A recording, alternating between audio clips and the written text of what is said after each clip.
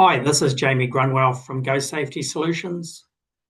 This is a short video on job safety analysis, or JSAs. We've got a little bit of a procedure in the health and safety system that goes on, talks about JSAs. Note that JSAs, job safety analysis, can also be the same as a SWIM or a TA, which is a task analysis.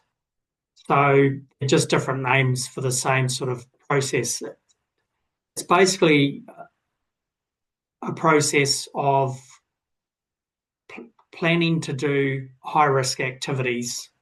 So it's pre-planning to do the job, so everybody's aware of the hazards involved in doing the job and the actions for doing the job, so it can be done as safe as possible to prevent injury or harm.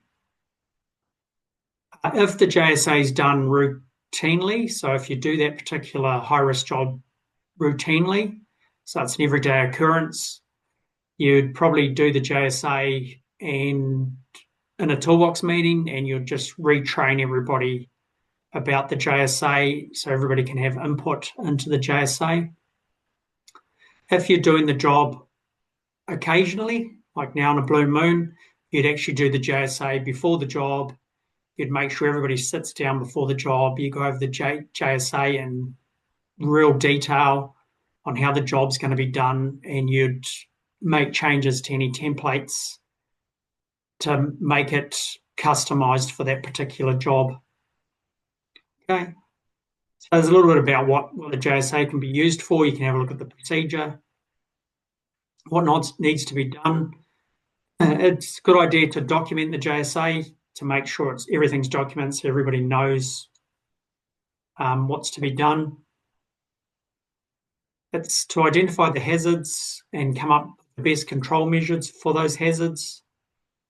Identify responsibility. Everybody signs off the JSA to say they understand and agree.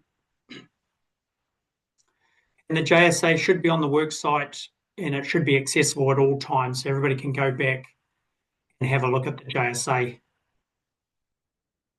Make sure the JSA is regularly monitored and reviewed.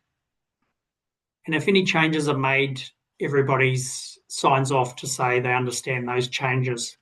So they can put a little initial near the changes.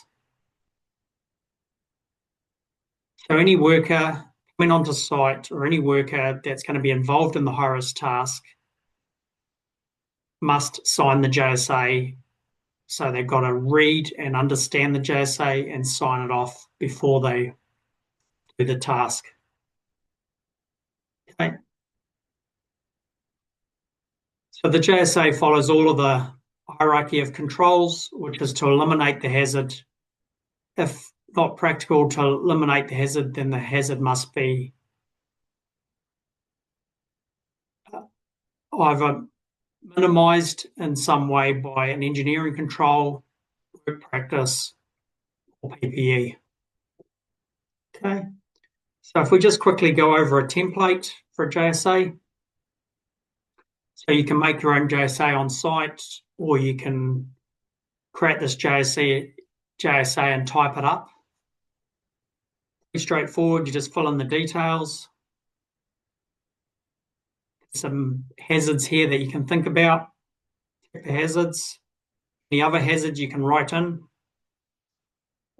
Any PPE to be worn. Any other PPE you can write in here or draw a picture. Isolations and permits required for the PPE. And you can write in step one, basic job, steps, potential hazards, identify the risk score before and after you put in the controls. So that's before you put in the controls, what you think the risk rating will be, and after you can do the risk rating again to make sure, those controls are actually effective. You think they're going to be effective. Hazard controls, so what controls are going to be put in place for the hazards identified and the people responsible. Okay, so if we look at a completed one, gives you a bit of an idea. This one's for working on height on roofs. So you can see they've ticked all of the potential hazards, PPE to be worn,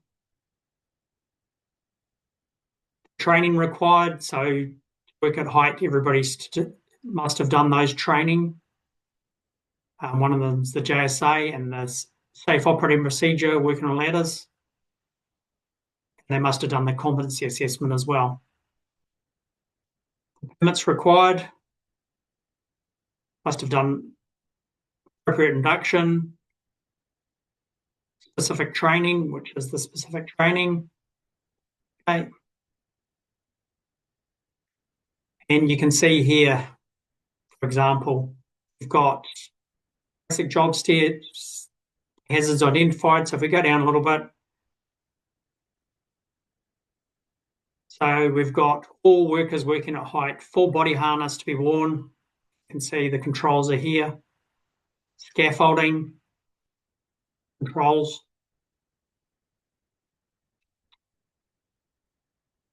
Falling from height. You've also got electric shock, weather. So a person should dress to the conditions, complete with the appropriate PPE, hydrate. We're working in windy conditions, in the sun. Dropping tools and equipment can be a hazard. So here's the controls for that. So you can see at JSA is all about looking at the hazards and putting the controls in place so we can manage those serious hazards. This particular JSA is completed, and the crew go over it every week in a toolbox meeting or every few weeks, and they add any extras if they're on a particular job. They add the extras and extra hazards and controls. There's some reference materials here, so you could, if you were working at height on a regular basis, you should also be training your staff on these best practice guidelines and fact sheets. Okay. So if you've got any questions about JSAs, task analysis, or SWIMs, feel free to get in contact with me. Cheers.